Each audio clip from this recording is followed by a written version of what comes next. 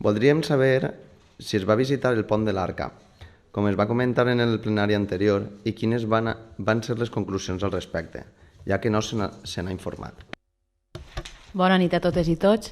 Bé, primerament demanar disculpes, sabeu que normalment m'implique prou i conteste, però se me va passar.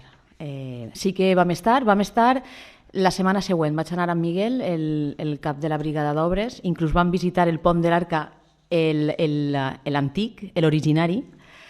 Vam veure que sí, que el que era la vorera sí que tenia, no era regular, era irregular.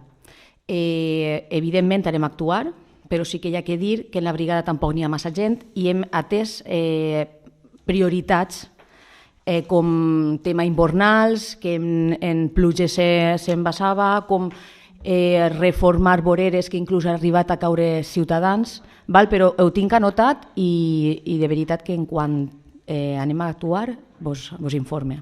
Gràcies.